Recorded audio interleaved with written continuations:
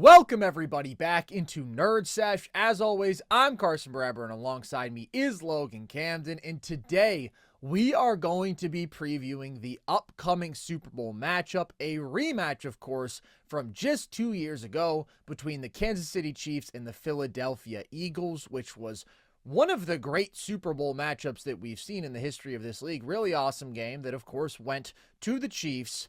Now that we're looking at round two, Logan, what's the first key that really stands out to you in this matchup? The first key to me is about the injection of superstar talent that Philadelphia has added here. The big difference to me is the introduction of Saquon Barkley and the season that he's having. I mean, this is a Hall of Fame caliber season from Saquon Barkley. He led the NFL in rushing yards with 2,005. He also led the NFL in scrimmage yards with 2,283. He joins the exclusive club of 9 running backs in NFL history to run for 2,000 yards in a single season. And Carson, I got a couple of trivia times for you real quick. Who is the only 2,000-yard rusher in NFL history to win a Super Bowl? Terrell Davis, baby. Correct. Bang on. So he would be joining some very, very elite company if he was able to cap off this historic season with a Super Bowl. And it wasn't only just a historic regular season. This is one of the greatest playoff runs we've ever seen from an individual running back. Saquon is averaging 147.3 playoff rushing yards per game. Right back at you, Carson. It's the 5th most rushing yards per game. Terrell Davis, baby. 97 and 98. He probably cleared that. Ooh, TD in 97 is number 6, right behind Saquon. 98 TD is number 1. Do you know the 3 other running backs in the top 5? What's the game minimum here? 3 games minimum. Okay, so you really did have to make a deep run. Did Riggo get here? Yes, dude. Yeah. Good pull. 82 Riggins. Another guy got a Super Bowl. The other guy got to the AFC title game. AFC title game. But in an era in which that was 3 games, so that means that you're looking at a bigger playoff field. Because for a second I was thinking Earl Campbell maybe could have done it. Honestly, Earl Campbell is like about as warm as you can get to this guy without Eddie George. Keep going. I mean, down to style, the team, the way those teams won games. Who's the modern equivalent? Oh, Derrick Henry. Derrick Henry in 2019, and the other guy did cap it off. He had, I think, the longest run in Super Bowl history before it was broken by Willie Parker. Is it Franco Harris? Oh, not Franco. Is it Tony Dorsett? Not Dorsett. This guy had one of the most prolific single seasons by scrimmage yards by a running back ever. Oh, is it Marshall Faulk? Oh, I thought you were going to say his name. That's a good guess. Oh, Marcus Allen. Marcus Allen in 83. Those are the only guys above him. 2019 Derrick Henry, 1982 John Riggins, 1983 Marcus Allen, in 1998 Terrell Davis. In my opinion, look, I am a football historian, and I know people like to push back when we make bodacious big claims like this. I think it's the most dominant running back season this century. And when you look at other guys, right, I know LaDainian Tomlinson has all the touchdowns at the goal line, right? He broke the TD record. Sean Alexander has the luxury of both, right? You've got some other 2,000-yard seasons from Jamal Lewis and Adrian Peterson. When we look at this in totality, right, not just regular season, when we expand it to regular season and playoffs, I think it's the most dominant running back season of the century. And the only one that's close is Derrick Henry because of how singularly dominant he was in the playoffs in dragging Tennessee to that AFC title game, right? The thing that puts Saquon over the top for me is that he has 7 touchdowns of 60-plus yards this year. That is 3 more than the number 2. They had only reached 4, and this is playoffs and regular season included, to be clear. In this playoff run, Saquon has 3 60-plus yard playoff touchdowns. Nobody else has more than 3 in their entire career. And so when I look at this matchup, one, I think no other player has more legacy and career-defining implications on the line more than Saquon Barkley. A lot of guys have a lot at stake, right? Mahomes, Andy Reid, Jalen Hurts, Sirianni, everybody does. But the guy that I think has the most to gain is Saquon Barkley. And that matchup, Saquon and this Philadelphia offensive line versus this Kansas City defensive line front is the first key matchup that I'm looking at for this game. Because when you look at what this Kansas City front has done to every running back they've faced, it's insane. The most rushing yards by a running back this season versus Kansas City is 84 yards. That's Jerome Ford.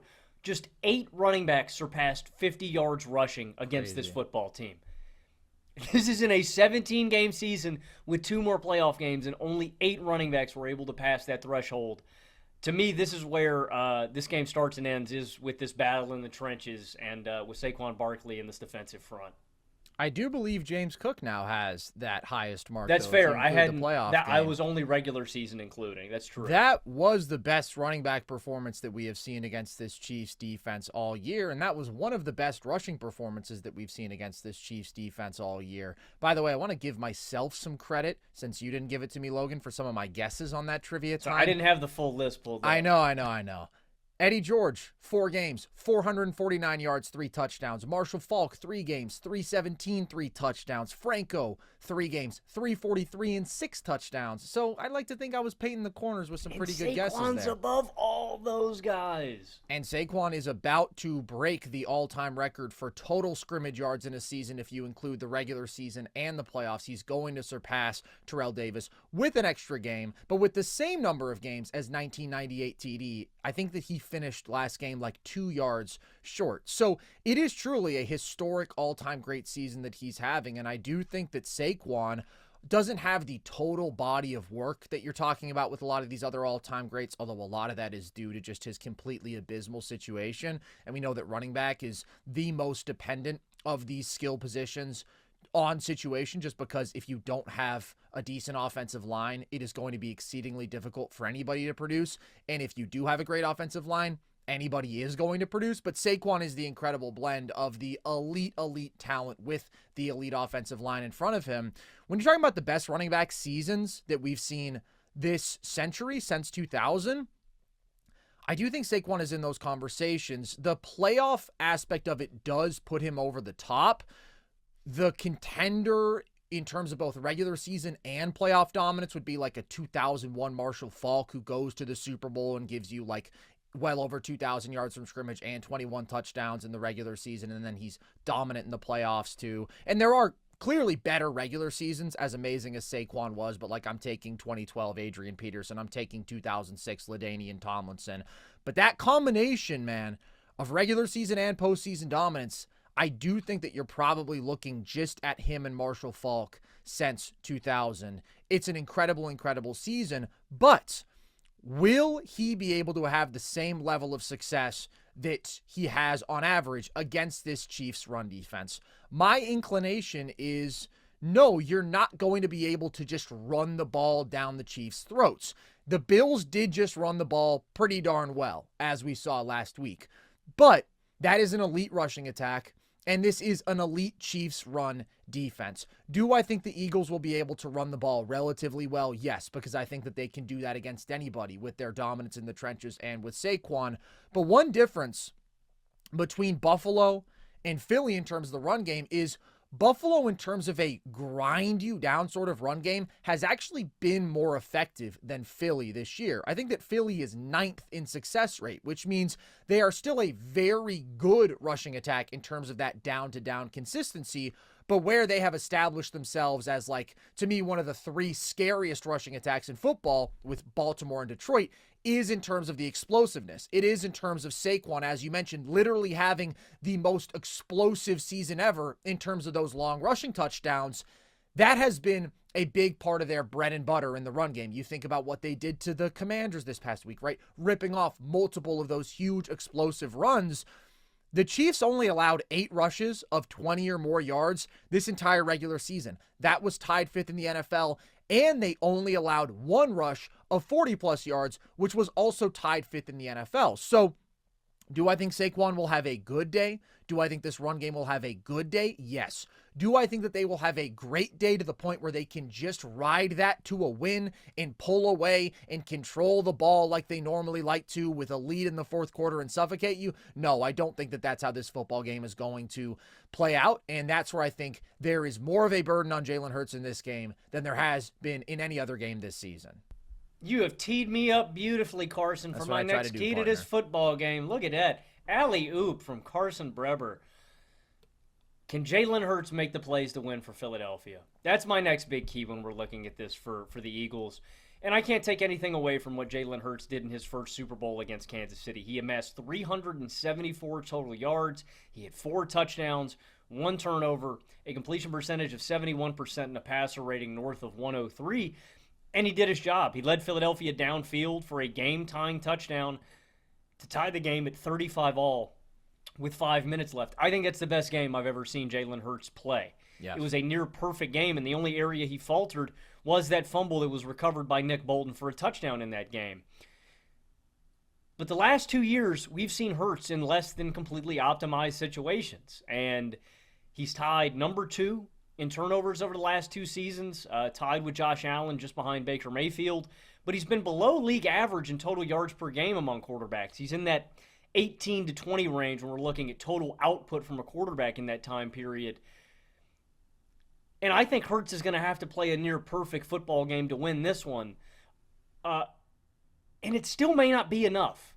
And the thing that really concerns me, because I know a lot of people have gotten angry with us, Carson, with our opinion of Jalen Hurts. And like I said, like I've always stayed consistent with it, is one, that was such an optimal situation just because he had Shane Steichen, a brilliant offensive mind, and I think he maximized Hurts.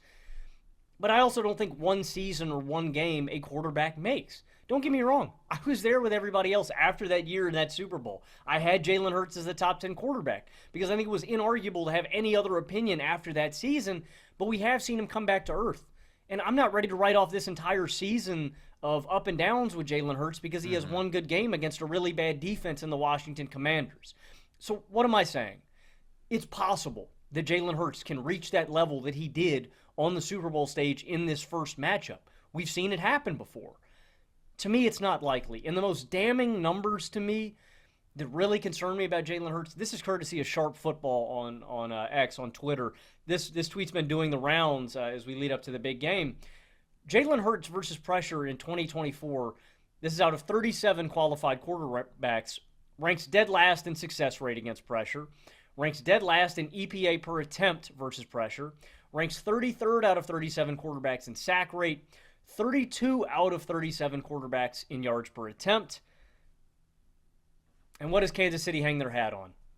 Disguise pressure, disguise blitz, and being able to get pressure at the most crucial parts of games and whenever they want. And so when you couple that with how Kansas City can limit and mitigate Saquon's effectiveness on the ground, and when you also couple that with Philadelphia's potential injuries on the offensive line, now Landon Dickerson is expected to play, Cam Jurgens is also expected to play. They're not going to be at 100%.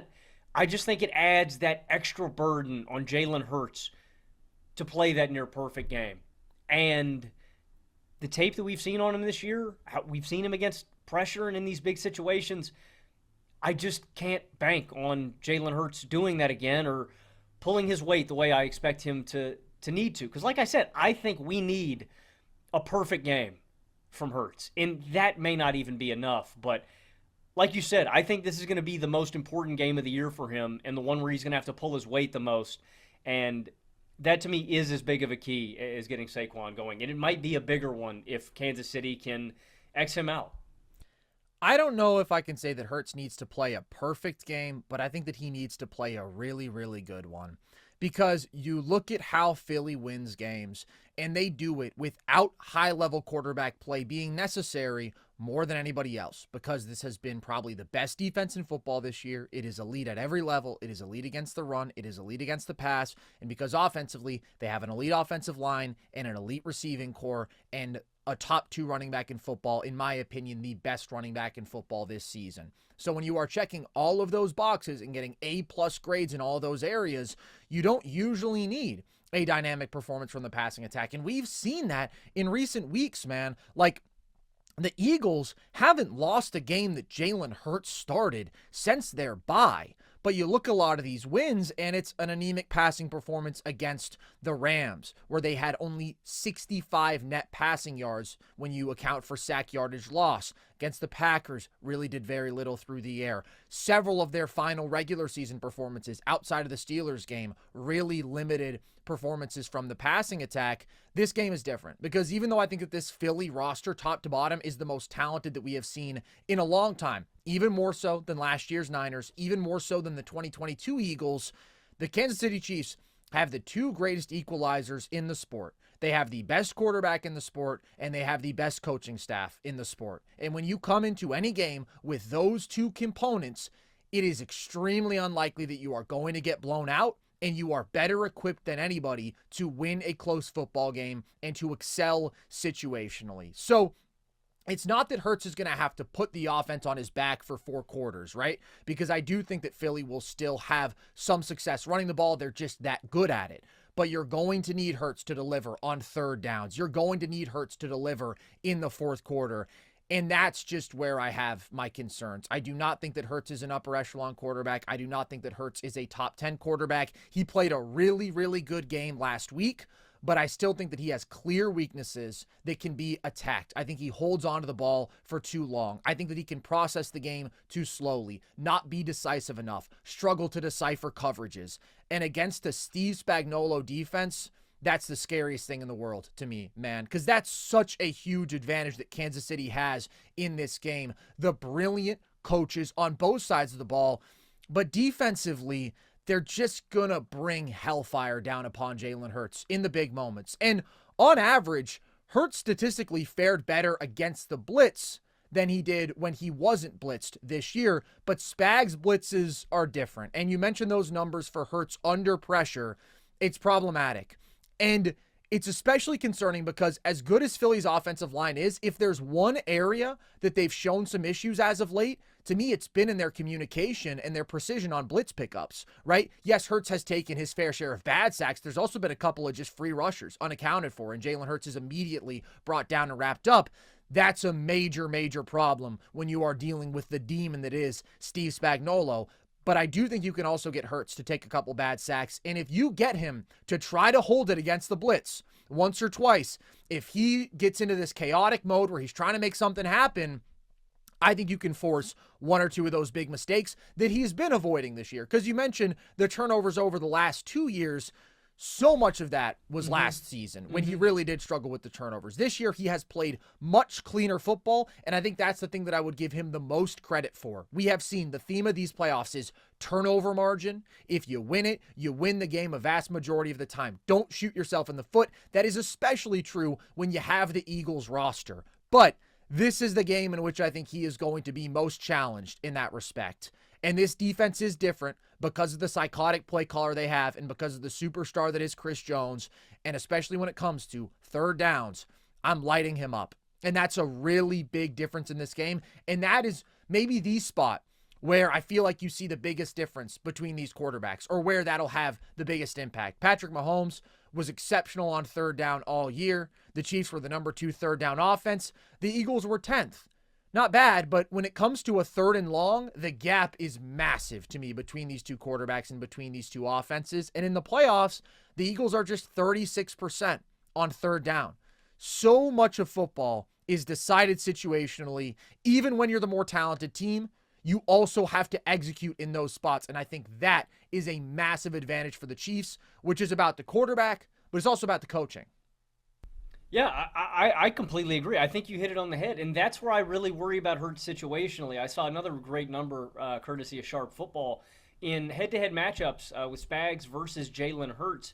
The Chiefs disguise their blitzes 41% of the time. For a guy that already struggles with reading stuff at the line of scrimmage, and again, this is when we're really getting into the because I'm holding Hurts to the standard of, comparing him to the best quarterbacks he does relative to other, the best of the best in the world. And that is where I'm worried, especially situationally, because we've seen the Chiefs. That's how they won the game against Buffalo, is situational execution. That's how they've won. That's how they win all their games, right? They just beat you on the margins in the most crucial parts of the game.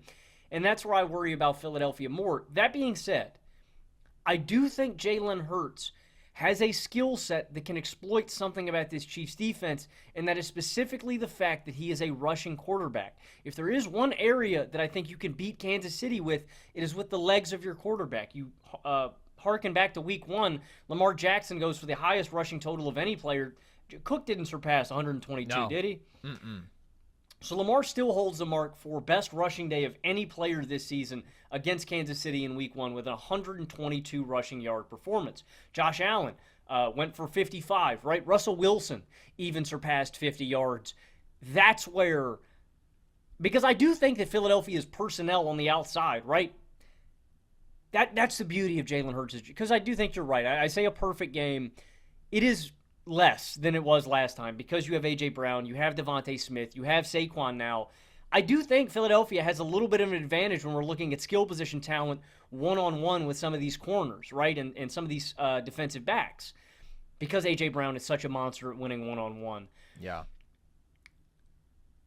But I think that if those guys can win one-on-one and Hurts can just do his job and limit those mistakes, I think he can be good enough. But the one key area that I think Hurts is going to have to be great in is winning with his legs, choosing when to scramble and get out of the pocket. And all game long, and I don't know, I for the life of me, I don't get why the Ravens get away from this with Lamar and Derrick Henry. I am spamming read option, and I'm just going to run with that for a little bit in an early part in this game and just see the looks that Kansas City gives me and see if I can set up with that, because it's such a hard, like, I know it's so simple, right? Just a read option with, if you have a good running quarterback and a good running back, the best in the NFL this year, it's just great process in my opinion. But while I may be skeptical of Hurts against, certain coverages, situationally, I do think that's an advantage that Hurts needs to use to his advantage in this game, and that is his legs. I think that is going to be a big X factor for me in Jalen Hurts' performance. He can't be hesitant, and I think that's something that he can exploit about this Chiefs defense. Because how do you beat the blitz? You just go where they're not blitzing. You go where the pressure isn't, and so you can overload a side and then beat them on the back of that. It's definitely easier said than done, but I do think that's one thing that gives me a little bit of confidence about Hurts in this matchup. It's an interesting point. I will say the Chiefs were incredibly well prepared for every Josh Allen run this past game. The sneak obviously was like the epitome of that, where they overload the left side and they're anticipating the snap count perfectly and they just shut down what has been an unstoppable play. But every read option, every designed quarterback run felt like it was bottled up quite effectively. And that's where I just think when you're dealing with the Chiefs playoff defense and they've had 2 weeks to prepare in this case, I think that they're going to be locked in. I think that they prepare better than anybody. I think that they are more disciplined and smarter than anybody on that side. So I agree that Hurts should be willing to use his legs. I don't know that he's going to run all over this Chiefs defense. Well, in this first matchup, too, I'd be remiss. I mean, he ran for 74 yards in that game, too. That was vitally important. Everything's easier said than done against the Chiefs defense, but that is an area where I think that he needs to engage himself. But we're in for, like you mentioned earlier, Carson, I mean, we're in for a chess match, I think, of the ages too, right? Like, you're talking about the matchup. I think the other component of this is the schematics of football, is Andy Reid and Spags versus Kellen Moore and Vic Fangio. I think we're in for a showdown. And we do this every year, right? We did it with the Niners. We did it with the Eagles 2 years ago. A hallmark of getting to the big game is having elite coaching, and I think both of these staffs do. But, again, I lean Kansas City in this department. There's definitely a gap to me. Our friend Peyton, who is a Chiefs fan, sent some numbers into our group chat that I'm going to use now. Vic Fangio is 0-8 versus Patrick Mahomes in his career. To be fair, he's had some limited quarterback play in the Broncos years. Tua last year certainly did not play up to the necessary level against the Chiefs to win. He's allowed 27 points per game, which is a decent number against the Chiefs, but nevertheless 0-8. And Kellen Moore versus Spags defenses 0-3, and his offenses have put up 12.7 points per game. So it's not a knock on the Eagles coaching staff. I do think that Fangio is really good. I think that Kellen Moore is okay. I don't think that he's the most creative play caller. I do not think that Nick Sirianni is a particularly good head coach, but again, he's not like the mastermind behind either side of the ball when it comes to play calling. But the Chiefs are just the best ever. It's a pairing of the best offensive mind we've ever seen in Andy Reid with the best defensive coordinator we have ever seen in Steve Spagnuolo. That's just a combination that in big games I am going to bet on time and again to come through. And the other component, Logan, I talk about the two great equalizers. It's quarterback and it's coaching. And the Kansas City Chiefs have the greatest playoff performer in NFL history, in Patrick Mahomes. I really do believe that he holds that title over Tom Brady, over anybody else. On a game-to-game basis, Patrick Mahomes has been the most consistently exceptional playoff performer in NFL history. He is number 2 all-time in total yards per game in the playoffs. He is number 3 all-time in total touchdowns per game in the playoffs. He is number 2 all-time in total touchdown-to-turnover ratio in the playoffs. I will shout out Josh Allen for being number 1 in all of those stats. But Mahomes is number 1 all-time in playoff passer rating. He already has the second most playoff wins in a career. He's number 1 in the Super Bowl era in playoff win percentage. He is 17-3 in the playoffs. The Chiefs averaged 29.7 points per game in the playoffs. That is the most of any offense let out by any of these great quarterbacks in NFL history in the postseason. He is the only quarterback in NFL history with a winning record in the playoffs when his defense allows 29 or more points. And he has 6 fourth-quarter comebacks in the playoffs, which is already second all-time, and it's only 3 behind Tom Brady, who played easily more than a decade more of playoff football. I don't remember the exact number, but I think Mahomes is perfect. I think every time he's been in... It's just hilarious. I don't know what you mean by that. Well, sorry, I know it's a little bit ambiguous. Glaze?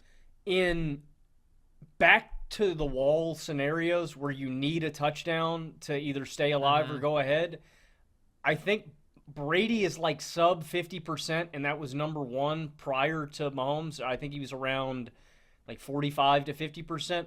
I think Mahomes, and that's just because of how many times Brady's been in that situation. Sure. Mahomes is 7 of 7.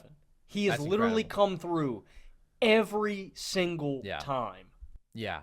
He, to me, has just that unmatched combination of, like, God-tier raw ability combined with that perfect clutch execution that we have seen time and again in the biggest moments, winning in spite of whatever his defense does, right? He's the guy who went out there and won this first Super Bowl against the Eagles when his defense allowed 35 points. He's the guy who went out there and won the Super Bowl in 2019 when his defense wasn't particularly good. 2022 wasn't a great defense. Like, these last 2 years are the first 2 years that he really has had those sort of real upper echelon defenses.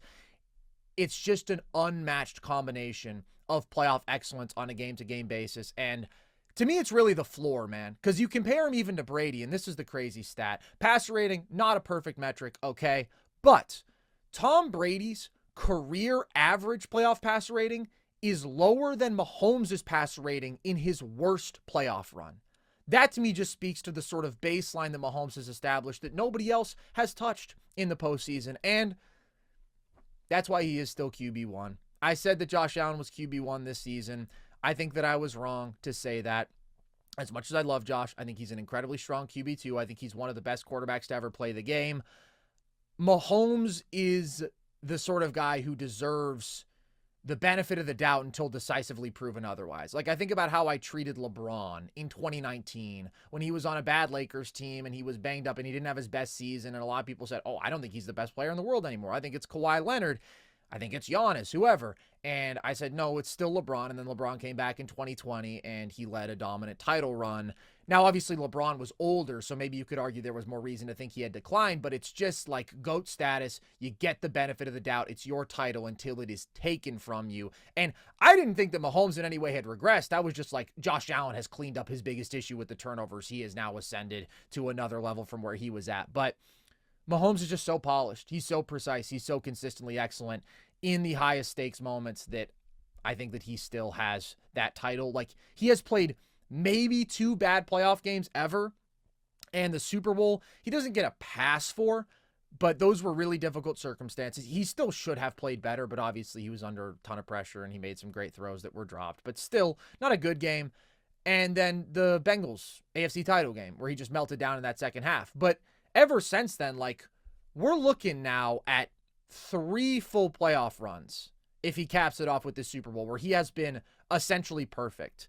And he faced a better Eagles pass rush than this in 2022. I think this overall defense is better, but that pass rush was nutty, and he took 0 sacks, and he had a 132 passer rating in that game, and he didn't have crazy box score production, but he also used his legs really effectively. Like, it was just a flawless Mahomes performance, and we've seen so many of those, and I have the ultimate faith in him.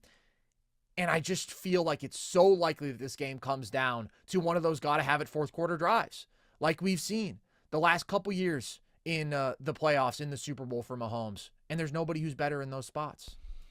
And there's this thing that I saw with Tom Brady where it was like, you know, Brady was a made man after they beat Philadelphia in the Super Bowl, right? He had 3 Super Bowl rings very early in his career, right? They beat the Rams, they beat the Panthers, they beat the Eagles. Brady got this, like, when he finally reached that mythological status, and it was the repetition of winning those games over and over and over and over again in all those clutch spots that, one, it just gives you, it fills you, the quarterback that does it, Brady and Mahomes, with this confidence that they can always do it, and it fills the rest of your team up with it too, right? And that's the hump that Josh Allen, I think, and the Bills are going to have to get over to win it. I'm not saying that it's not always on the field, too. It also is just this mental block of, damn, man, we cannot get through this ceiling. And the Chiefs have this, for lack of a better term, aura about them where you do feel like they're always going to come through. And that is the way I feel about Mahomes. He's been to the championship game 7 of 7 years as a starter. He has been to the Super Bowl now 5 of 7 years as a starter. And the other big number going around about the Chiefs and Mahomes is that he's more likely to make the Super Bowl than he is to complete a pass. That's where he's at right now. He's 17-3 in his playoff career, and I've been said I refuse to bet against Patrick Mahomes on this stage, but I never understood the doubt or skepticism about this season. Last season even made more sense to me, and I still picked the Chiefs to win it all, right? Last year made way more sense to pick against them. They were 10-7. They sputtered to the end. They were dropping games against the freaking Raiders. Like, last year it made sense. This year I didn't get, because you still had the best quarterback in football. You had the best coaching staff in football. You had a top 3 defense in football. And mind you, the healthy Chiefs, with all their starters, went 15-1. And somehow people talked themselves into considering this a down year for Kansas City, where they lost 1 game with their starters. And to all the doubts that people had, like, the Chiefs have resoundingly answered 95% of them to me. The 5% is Joe Tooney at left tackle. I trust the wide receivers room more. Kelsey, Hopkins, Hollywood, Worthy, Juju. Boom, you're good to go. All right. And they addressed their glaring line issues. Like I said, Tooney at left tackle isn't perfect, but it's certainly an upgrade from what they were doing midseason when that was like the chief concern about the Chiefs. Nice. Thanks. I just kind of walked into that one. Just brilliant. No, you're right, man. You're right, man. You have every right to get up on your pulpit and speak to the masses. Well, I don't want to because preach. You're doing it back-to-back years. Well, you've been right back-to-back years and just picking the Chiefs. Well, now they have to get the job done this year. They do have to get the job done. Sitting on the doorstep. They got better than last year. And last year, even after the down year, they made it look easy. And they made it look easy in the regular season. I said it last year during the Super Bowl, but look, man, anytime I can get Mahomes, and I don't know what the odds are in this game, but if I can get Mahomes as an underdog, like he's 17. They're slightly favored. The Chiefs are slightly favored. He's 17-3. I think Mahomes should be favored in every single game he plays in. I think the Chiefs should never be an underdog. I don't think we should ever underestimate them because that's their reputation. And the one thing that I will say about this game that I think you were right on is I do think this is the best team that they faced during this run, and that's why it's a new challenge. I've only been right about one thing. Great, sucks to be me. Well, I'm saying that that is the one point that I agree that's different from those first 2 matchups. Philadelphia's pass rush was crazy. The Niners were stacked last year. I do think this is the best team that they've faced in this chance to three-peat, and that's the other part of history is, I know everybody said it, Kansas City will be the first team if they get it done to win 3 in a row, which is so hard to do in the NFL. And I think that that's why there is the contingency that picks against the Chiefs. Now, of course, there are people who hate the Chiefs, but like my perspective, well, first of all, I picked the Chiefs to win the Super Bowl before this year. Then I picked them to win the Super Bowl before the playoffs. And then I bailed and I picked the Bills to win that game. But I never doubted this team. I was just winning it 3 years in a row is unprecedented in the NFL. And I looked at the Chiefs and I thought, they're not perfect. And if you're not perfect, can you win over and over again in this sport where a single random thing can derail your season, right? A drop snap can be the difference in a game. The margins are so small. The sample sizes are so small. It's single elimination. There's so many moving parts. It's never been done before. And here they are. They're on the verge of doing what has never been done before. There is an inevitability right now with them that I don't think we ever felt, even with the peak Patriots, right? Yes, they won 3 and 4 in the early 2000s, but 7 straight AFC title games, 5 AFC title appearances, and potentially 4 Super Bowl victories in the Patrick Mahomes era, 7 years as their starting quarterback. It's unfathomable, and it is unprecedented, and I am going to bet on them in this big spot. I do think there are a couple of keys for their offense that need to go right, though. It's not just inevitably, oh, Mahomes is going to be perfect and they are going to win. This team can still lose. I would like for them to do me a favor and not run the ball too much, because that has been a frustration of mine with the Chiefs offense. I understand why they do it. They want to work their way to second and manageable, third and manageable. It's just not a very effective rushing attack. They were 29th in rushing yards per attempt this regular season. And if you just look at the Bills game, I mean, the Chiefs were getting what they wanted through the air, right? With tremendous efficiency. And the Bills really couldn't get any pressure, especially in the first half of that game. It felt like the way that they left the door open was when they're running the ball too much on early downs and it's too predictable and they just have no dynamism. They have no explosiveness in the run game. I'm not expecting a lot of possessions in this game. This has been a trend all year. Average possessions per game around the NFL are down, and especially among some of the elite teams that we've seen, the Lions, the Eagles, the Ravens, the Bills. These are teams that run the ball a ton, and you include the Chiefs. They don't run the ball quite as much, but they run it a solid amount. And basically all of those teams are also elite at taking care of the football, not turning it over, which means you're going to sustain drives. So you're not going to have necessarily as many chances. Probably neither team is going to put up 38 points in this game like the Chiefs did 2 years ago, just because of the numbers of opportunity. And that's where I don't want you wasting a drive because you ran on first and second down and you got behind the chains. I expect the Chiefs to be more aggressive through the air. Our friend Gabe, who's another Chiefs fan, actually sent me an interesting graph. Nope, not true. It was Joel Moran from Pick a Side who sent me this graph, and it's basically the trend of a team's expected passing rate, just how much do they throw the ball relative to the expectation, and I think the standard that they've set. And the deeper you get into the year, when you get into the playoffs, the Chiefs trends up. They put the ball in Patrick Mahomes' hands more, as they should, but I do want them to approach this game in that way. And you mentioned the Chiefs receiving core. It's a pretty damn good group now, man. It's a group that you came into the year with questions about, that we had questions about certainly last year, and then obviously Rashee Rice got hurt, so there were midseason questions. Hollywood Brown was hurt. Worthy wasn't producing all that much early in the year, but with the emergence of Worthy in this second half of the season, with the DeAndre Hopkins move, with Hollywood Brown, who has been pretty effective since he returned, and then obviously you include Travis Kelce, it's a really good receiving group that I do feel good about. The Eagles are the number one pass defense in football, and they have one of the best secondaries in football. They're number one in terms of net passing yards per attempt allowed, and they've allowed the fewest yards to tight ends this season. And specifically, Zach Bond has been one of the best coverage linebackers in football. So I don't think that Travis Kelce goes off in this game, but I do think that he gets his in a couple big spots. No. I'm not saying that he's not going to have a good game. I think he gets you 65, 70 yards in probably the 2 biggest third down conversions of the game. I'm just not expecting him to go for 100 plus like he did against the Texans. I'm not expecting a monster performance. Are you?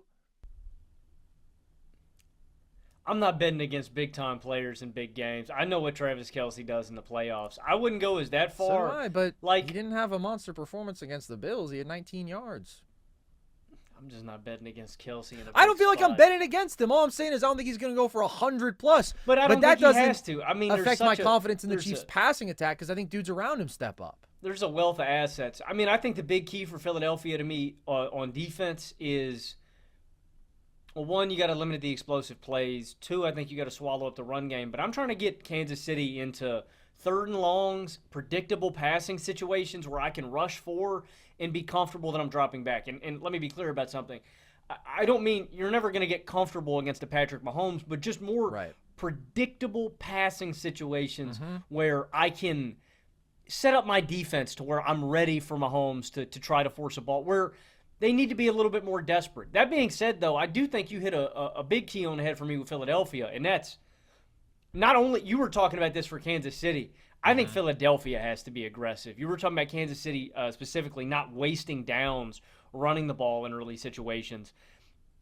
I want full-on aggression, and you're talking about the importance of maximizing your drives because what these great teams are they're not only great at stopping your offense, these teams are great at sustaining drives, specifically Kansas City when you were talking about them on third down over and over and over again, just extending drives relentlessly. If you're Philadelphia to me, you cannot waste drives. You have to be aggressive on fourth down situations. And I think you just have to be aggressive in general when you're across midfield, not settling for field goals, making sure that you're getting into the end zone. I think you're going to have to be as aggressive as possible against Kansas City. And if that means potentially setting yourself up for a bigger hole or giving them a short field, I think that's a worthwhile sacrifice, man. If there's one thing more than anything else that this football season has taught me, it is that scared money don't make no money, and you cannot afford to be scared here in the Super Bowl. That's been my biggest football philosophy change this year, and I think for Philadelphia to get it done, they got to be aggressive. Logan, I'm so glad that you've seen that scared money don't make money because it really doesn't. It really doesn't. It is There's not a reason lucrative. The Steelers haven't won a playoff game since 2016. Sad but true. And also real as hell. So I agree. I think both teams should be aggressive on fourth down. It's the same thing that we talked about last week in the Chiefs-Bills game. And that we talked and about it's not just exclusive to Philly, too. I think both of these teams, man.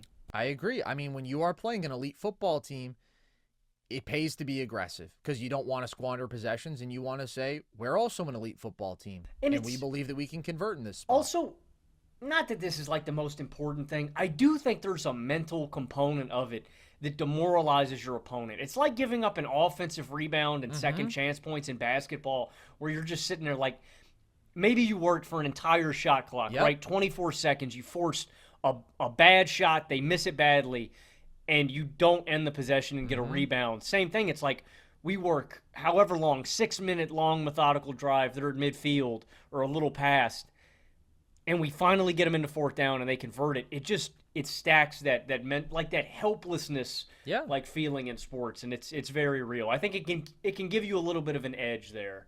I think that's a great analogy to letting up an offensive rebound. You feel like you did your job, and then it turns out you didn't, and they get another chance and they make you pay for it. That's a very, very painful feeling.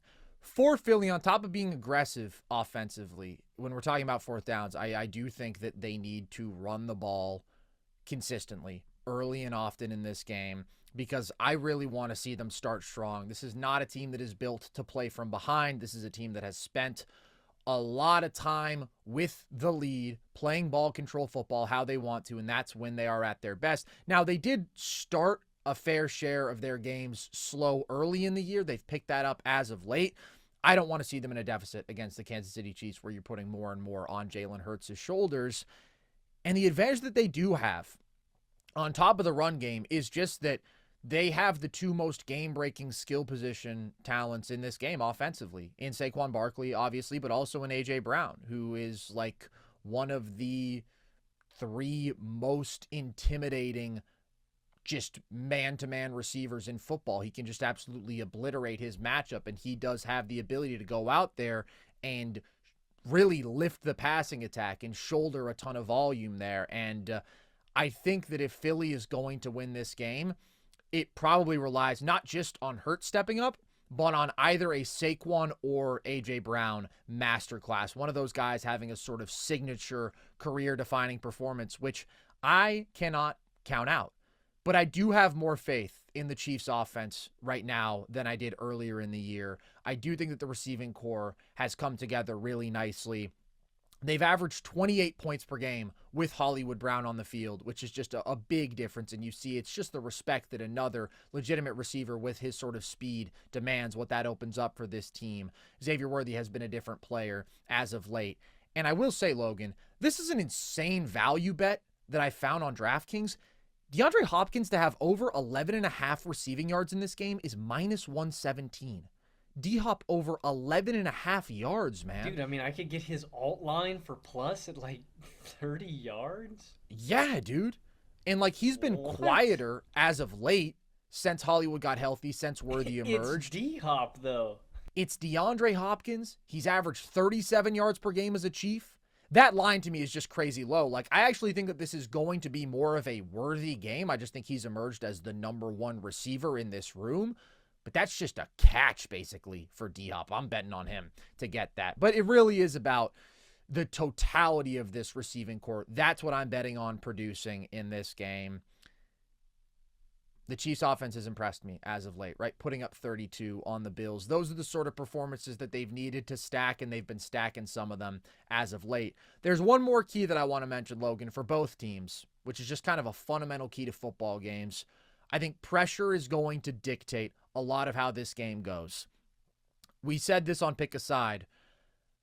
The aspect of the Bills-Chiefs matchup that I felt like I miscalculated most, or that I underestimated most when I picked the Bills to win that game, was the pressure disparity. I thought that the Bills could be basically even there, maybe even win.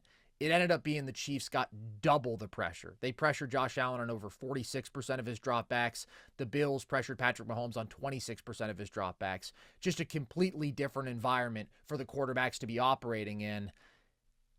And although this Eagles defense is amazing, generating pressure is not where they excel. They were 27th in pressure rate this year. The Chiefs were 15th. And when it comes to a big game and you have Spags and you have Chris Jones, to me, it at least feels like that rate skyrockets. And we saw it this past week with what they did do to the Buffalo Bills. So that's going to be a big component, because if you're going to beat the Chiefs, you kind of have to do it with overwhelming pressure, right? Like the Bucs pressured Mahomes on close to 45% of his dropbacks in that Super Bowl. It was a decimated offensive line against an elite pass rush, and that led to statistically the worst Mahomes playoff game that we have seen and the worst Chiefs playoff game that we have seen. I don't know if this specific Philly defense is going to be able to do that. And again, the Philly defense in 2022 couldn't do it with a pass rush that racked up 70 sacks in the regular season. Whereas I feel like the Chiefs, even against this great Philly offensive line, can generate some of those timely pressures that can rattle Jalen Hurts and trigger some mistakes. That's going to be key in this game to me, who wins that battle. And I'm leaning on the side of Kansas City. I'm leaning on the side of Kansas City for a couple of reasons. The biggest one might not even be on their defensive side of the ball, though. It might just be the fact that Mahomes is almost unaffected by it sometimes. I mean, because getting pressure on Mahomes is one thing. The second thing is keeping him in the pocket with guys downfield, right? Mm-hmm. Like, because he's also great at just situationally scrambling and finding, picking his spots. Because he's not going to scramble every play, but if the pressure gets home and he can find a lane, he's gone, and he's really hard to bring down. The one guy I'm picking on is Tooney on that left side. Like, I still don't think it's like a glaring weak spot that you could attack the way the Chiefs got attacked with their third-string offensive line against Tampa Bay. But I think it's the weak link of the line, and I would maybe overload pressure on the right side, seeing if I can get something to work. But I also lean advantage Kansas City. I just noted the union of a brilliant football coach and great talent is something special, man. When you get that offensive coordinator and you get that quarterback, when you get a brilliant defensive mind like Spags and all these guys that are committed, and they've been together so long. Yeah. Like, none of these concepts that Spags implements in individual game plans are like new or foreign. This team has been doing this for years now, right? I lean advantage Kansas City. And really, all I've been waiting for from the Chiefs this year is just to see that offense get to the level that they need to, which I've never thought that they couldn't do, but now they've done it. They've done it convincingly. They've played their way into that form that they do in these big spots. So I'm going to bet on their quarterback. I'm going to bet on their coaching. I'm going to bet on their situational excellence. I've seen it too many times where against this formula of crazy talented team without the elite quarterback, 2019 Super Bowl against the Niners, 2022 Super Bowl against Hurts and the Eagles, even though Hurts played a great game in that specific Super Bowl, 2023 Super Bowl last year against Purdy and the Niners, the Chiefs have come out on top every time. Every time. That coaching, that quarterback, that situational excellence formula, I'm going to bet on it again.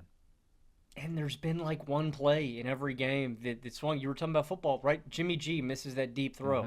Costs him. Purdy in overtime misses the throw to the end zone. That costs them. And look, Jalen Hurts, as perfect as a game he played, fumble 6. Yep. One play. It could make all the difference against Kansas City. And it's never been the Chiefs who have made that mistake in those matchups. I think this is going to be a tight game. But as you can predict, I'm going to take Kansas City. I think they're the first team to win 3 straight Super Bowls. I'm going to take them to win 30-26. Oh, wow. Same margin. I have the Chiefs 28-24.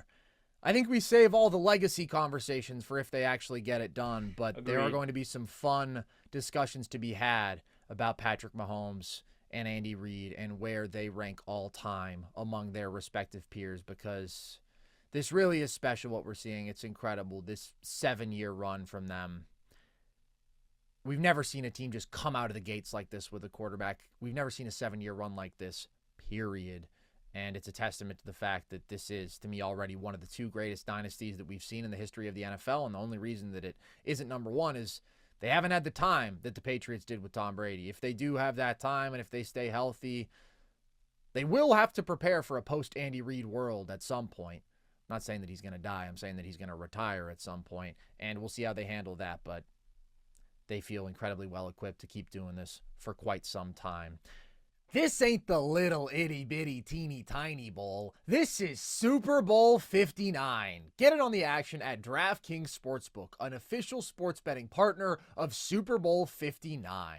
Scoring touchdowns is key to hoisting the Vince Lombardi Trophy, and you have a shot to score big by betting on them all at DraftKings Sportsbook, the #1 place to bet touchdowns. Ready to place your first bet? Try betting on something simple like a player to score 6. Go to the DraftKings Sportsbook app and make your pick. New DraftKings customers can bet $5 to get $200 in bonus bets instantly. Download the DraftKings Sportsbook app and use code NERDS. That's code NERDS for new customers to get $200 in bonus bets instantly when you bet just $5. Only on DraftKings Sportsbook. The crown is yours. There is other news in the NFL, though, Logan, this week. We've had so much trade chaos in the NBA. The NFL decided, hey, we can get involved in this. Myles Garrett has requested a trade. Where would you like to see him land? I've got a couple of destinations. Before we get into this, I just want to applaud the Cleveland Browns for doing what the Cleveland Browns always do and fucking up a good thing. Yep. That's where this starts. You wouldn't have lost Myles Garrett had you not screwed up the quarterback position, and the Browns just can't get right. I mean, I was there when they won 0 games. I was there when they won 1 game. Those teams were so comically bad. Hugh Jackson went 1-31 as a starter. Had to go on the river because he couldn't win a game, right? Those teams started from such a bad spot, and they built something amazing. All of this talent, I mean, on the offensive line, right? Rebuilding them back up to being one of the best groups in the NFL last season. Getting Nick Chubb on the defensive side of the football. Getting Denzel Ward. Getting Jeremiah Owusu-Koramoah. Getting the #1 pick and landing a guy like Myles Garrett. Like, the Browns have done such a phenomenal job of being from at the absolute bottom to becoming a playoff contender to being right there where they almost beat the Chiefs in the playoffs. Granted, Chad Henne was in there and Henne finished off the deal for him. They were close to beating the Chiefs in the playoffs with Baker Mayfield under center. And more importantly, they had found their quarterback and they had found their coach in Kevin Stefanski. And unfortunately, they sold their franchise quarterback down the river because Haslam is one of the stupidest people on planet Earth. That's the reason that deal went through. And he has to wear that for the rest of his career. The market had dried up on Deshaun Watson because all these allegations had broke. Nobody wanted him. He was not a hot commodity any longer. And yet he said, nope, I want to go get him. We're going to move all of our chips into the table. They just had to not do one of those things. They either had to not give up all that draft capital or they just didn't have to give him all the money, and they did both. Now, I'm really hoping for the Cleveland Browns' sake, as much as I hate their franchise, I have friends that like the Browns, so I hope that they do not go right back into a complete irrelevancy. Maybe they get out of that Deshaun money, and maybe there's a glimmer of hope on the other side because Deshaun didn't have his walking boot on, right? I don't know the specifics of the contract. If the Browns are lucky, they'll be able to get out from that money. But the bottom line is you lost one of the most valuable football players in the sport because of your bad decision-making. Myles Garrett, to me, that's why all these nonsensical trade talks that we see, look, in basketball, they make sense because players get moved. You don't move off of one of these guys. It's like trading TJ Watt. It's like trading Chris Jones. Whatever foundational asset, Jamar Chase, Justin Jefferson, you don't trade that guy. Take notes, Nico Harrison. I'm talking to you. You don't give that guy up, right? And so it's just painful that Myles wants out. But like I said, the silver lining, maybe you get off all that Deshaun money. Maybe you get back a boatload of assets. Because that is a silver lining. That Myles Garrett is one of the most valuable assets in football. You got to think that there's a bunch of teams that would love to go out and get a guy like this. I think he's been one of the handful of best defensive players on the planet for the past 5 years. I thought he was the best defensive player on the planet this year. Number one is the Buffalo Bills, Carson, your Buffalo Bills. Amen. I can't think of a team that makes more sense. If you would look up and down at this team, they've got the star quarterback, they've got the offensive line, they've got the skill position talent. On defense, you look at two holes, defensive line and secondary. And if you have an opportunity to go out and get this, and think about it this way too, right? Because we always talk about draft capital. For the Bills, giving up a first-round pick is not like the Panthers giving up a first-round pick where you're going to be drafting in the top 10. If the Bills give up a first-round pick, it's a pick that is from 25 to 32. All right, I mean, that's basically a second-rounder. So if I'm Bills, I'm going balls to the walls to get this guy. Because you know what? I think Myles is going to be happy to just play on a contender. I think that is his number one thing is I want to go to a team that is ready to win, that has that infrastructure in place. What better place can you offer him than with one of the best quarterbacks in football in Josh Allen? So, honestly, I've got 4 other destinations, but number one to me is Buffalo. Like, that just makes too much sense to me. And with, I think that Buffalo has some depth pieces, too, where it wouldn't just have to be a straight draft capital trade. You know what I mean? I think you could throw in a young D lineman or something like that. AJ Epinesa, maybe. Yeah, right. Like, and it's not going to get you all the value, but you put some picks on top of it, and I think it makes sense for both sides, but especially Buffalo because I think this is their biggest glaring need. I mean, if you give them 2 firsts, a third, and AJ Epinesa, who's a solid defensive end. And I know people would go, oh, you know, in the NBA, you get these packages. First in the NFL are worth so much more than the NBA. Well, and just inherently, draft picks are more valuable in the NFL because guys are more ready to produce on those rookie contracts. And having those controlled contracts, it's so valuable. Like, if you do pick in the top 10, it's very possible that you are getting a star year 1. Certainly year 2 if you pick the right guy and you've got him on like a good-sized rookie contract, but certainly not something that compares to what you're going to have to pay an established star. So it is valuable, and like that's a lot to part with, but I would do it in a heartbeat if I'm the Buffalo Bills. Like, it's what they tried to do with Von Miller. They tried to go out and be aggressive and get that star game-breaking edge rusher. Obviously, that did not work out, but that's what this defense has been missing. This is a defense that has been conservative in terms of how they've called the game. This has been a defense that when you come down to a big spot, you don't have that pass rusher who can step up and ruin the opposing offense's game plan. You don't have a Chris Jones who got 7 quarterback pressures in the first half against the Bills in the AFC title game. I like Greg Rousseau. I think he's very good. He's not that guy. So if you have an opportunity to get that guy, you do it, period. Because you don't have to invest a ton in the offense. Like, again, this was the offense that was not expected to be elite by a lot of people coming into the year. And then they became one of 5 offenses this century to average 3 points per drive when Josh was on the field. I am trying to get that defensive superstar game breaker. Myles Garrett epitomizes that. And it's definitely painful to part with first-round picks. But also, the Bills have been trying to draft for some of those star players in the first round. And you look at their last few high draft picks, they draft Dalton Kincaid in the first round. Not loving that right now. This was a very disappointing season from him. Kyer Elam just sucked from the start. Really bad first-round pick. And Keon Coleman, who was technically the first pick of the second round, but effectively a first-rounder. They traded out of 28 where Worthy then went. Keon, I would say, had a mixed bag of a rookie year, but when you look at some of the other receiving talents, like Brian Thomas Jr. goes before 28, but could you have traded up a little bit? Like, I really wanted him as a Bills fan. I know a lot of Bills fans really wanted him. He is a superstar. Worthy at 28, I do think definitely looks better, and that sort of game-breaking speed in the Bills offense could be awesome, but, like, forget all that. You could have just taken Ladd McConkey. Ladd McConkey goes the pick after. I just think they drafted the wrong guy. I think they bet on the wrong skill set. I think that sort of guy who is not going to really separate, not a super high-end route runner, is going to try to make his living on contested catches and whatnot. It's not a path that we often see lead to elite production. Keon's a really good athlete, and, like, I'm not writing him off, but would I rather have Ladd McConkey today?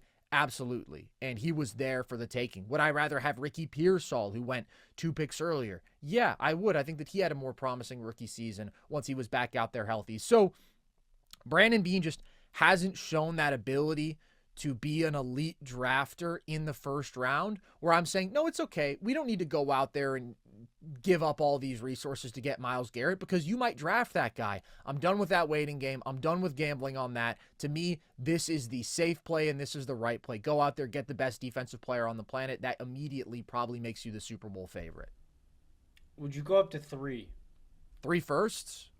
If that was the asking price, if one more first was the deal breaker.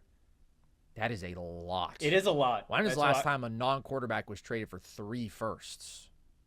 I don't Has know that happened? I don't know if it's ever happened. I mean, but you also just don't ever see players like Myles Garrett get moved. That's why I ask. I think that whatever the Browns are going to get back is going to be a haul.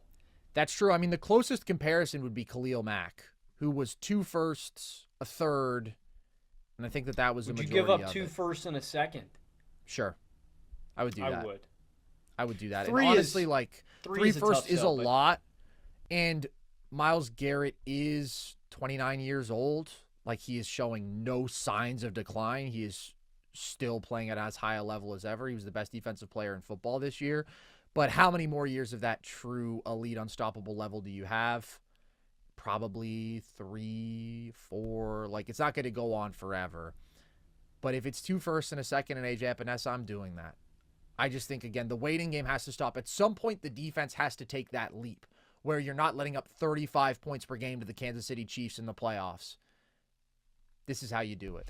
Exactly. And Myles has also shown what I really like about Myles Garrett, especially in a situation like Buffalo, too. You saw how Cleveland utilized him against Pittsburgh, lining him up all over the defensive line. That's my favorite aspect of Myles, is that whatever the weak point is on the opposing team's defensive line, if it's at left tackle, if it's right tackle, if it's on the interior, you can put Myles wherever he has an advantage on the defensive line, and he can wreck the game. And the reason I use that as an example, right, I'd line him up on the left side against Joe Thuney because that's not his natural position, and I think Myles Garrett would eat him alive. And that's a thing that swings a game, right? It's a little thing like that, but I'm going balls to the walls if I'm Buffalo. You're so close, and you need that piece to me that's going to put you over Kansas City, and that move does it. They can't double you in pressure rate, man. You can't let that happen. And you don't have a Spags. You don't have a genius, so get yourself a game breaker on the field. I think it could make all the difference. I really do. And, Beane and McDermott have talked about it after the season. They're like, you need those 2 to 3 game changers on both sides of the ball. Okay, so you know it. You see it. Go make it happen. The opportunity is there right now. This is not an opportunity that is going to come up again. Like you said, Logan, this doesn't happen in the NFL. Elite defensive players don't just request trades. This is only a product of the Browns' sort of generational incompetence that only they are capable of. So I desperately want the Bills to go out there and get him. Another landing spot, though, that I do think would be sick. I know you said that you have a few. The one other that really stands out to me is the Washington Commanders, because they have a lot of cap that they can absorb, and their defense desperately needs to be improved everywhere. But adding a Myles Garrett alone makes such a massive difference for any group, and they're another team where I feel like you don't have to overly invest offensively. Like, do I want them to improve a bit on the line, improve a bit in the receiving room? Yes. But Jaden already got them to be a top 5 offense. It's the defense that needs to be turned around. And I get it. They're young, but be aggressive. Now, you have the opportunity. You have the resources. You have the cap space. Go get them. To all other 31 teams, I'd also say you don't want him ended up in your division. True. That's also why I'm going out there, because he could very well end up on one of your division rivals, and then you got to play him twice or 3 times a year. Defense and offense. So the Commanders are on my short list. And again, I think it's an easy sell. I think you look at any team that is a playoff contender or that has quarterback at least figured out, that has a competent offense, and Myles Garrett will go, yeah, I'm down. So Washington is one. I've also got the Rams written down. Now, the Rams are a little tougher because, they went all in. And it's a team that likes to make big swings. That's why I can't rule LA out.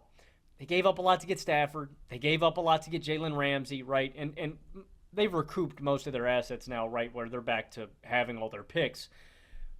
It would require some more sacrifice, but I would see him coming in here and being the immediate leader of this defense because of how young they are.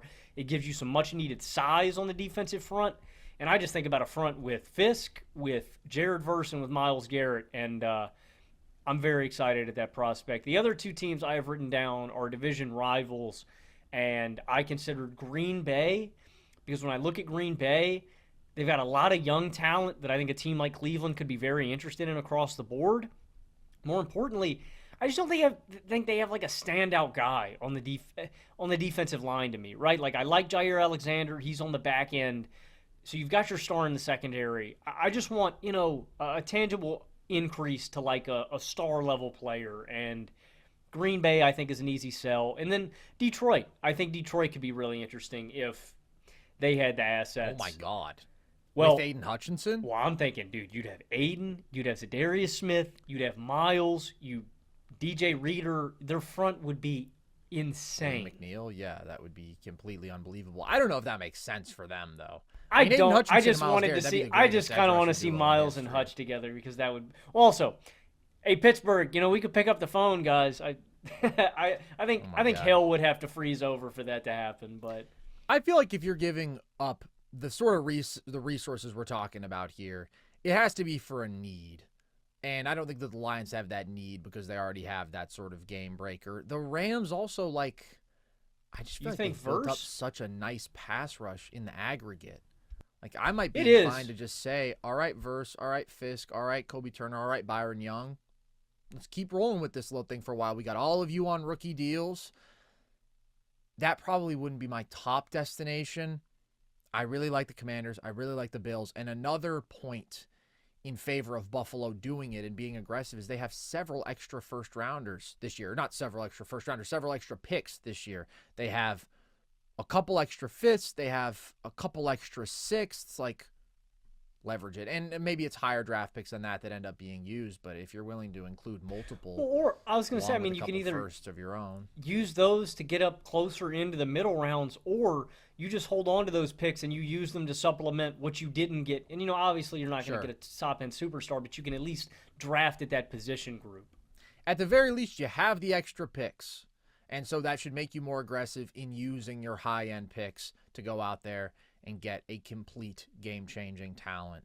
Is there anybody else who stands out to you? A sure thing, Absolute sure thing. Absolute sure thing. So the only other opportunity that you could conceive of similar to this would be if Max Crosby were to become available. But this is happening right here, right now. This is a real thing. Myles Garrett is going to be leaving the Cleveland Browns. That is not a party that you want to be left out of. It's certainly not a party that I want to be left out of. What do you think about Atlanta? Myles Garrett party. Atlanta. They can bite me. Yeah, they need the pass. Well, I was thinking about need, but honestly, I think Myles and Cleveland are going to have to agree on a destination. And again, I think a prerequisite for whatever destination he goes to is that contending, and they've got the offense figured out, because I know that has to be frustrating for him. Absolutely. Absolutely. All right, everybody.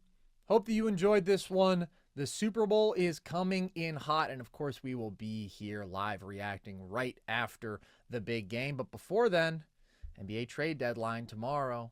Everything will go final. We already saw another move today. Chris Middleton is out of Milwaukee. Kyle Kuzma is in. I made a TikTok reaction to that, but we'll give more expansive thoughts tomorrow along with our reaction to everything else that happens. I don't know if you heard. Dude, D'Angelo Russell was found getting up shots outside the Kyle Kuzma bus. You know what is so funny to me, dude? My dad was just in Dallas, and he literally sent me a picture of the Luka Doncic pole at the airport. No way! I swear to God. I swear to God. He was like, looks like they haven't had time to change this. And I was like, Dad, you have no idea how significant this really is. Kyle Kuzma might be getting up shots around here. I bet he's not even on Twitter. No. He has no idea. He just saw, wow, Luka's still here. And it was the Luka Doncic pole. R.I.P., man. It's crazy. They are memorializing that man. They are putting flowers outside of the Dirk statue. I don't mean to laugh, bro. I saw an interview on Dallas TV, and this guy, they're asking all these fans, and this guy goes, I think I saw the same one. Man, I think I'm going to kill myself. I just felt so bad, dude. Dude, that one was crazy. And then there was another guy in that same interview who was on one, like they saw a Mavs employee. He said, get him.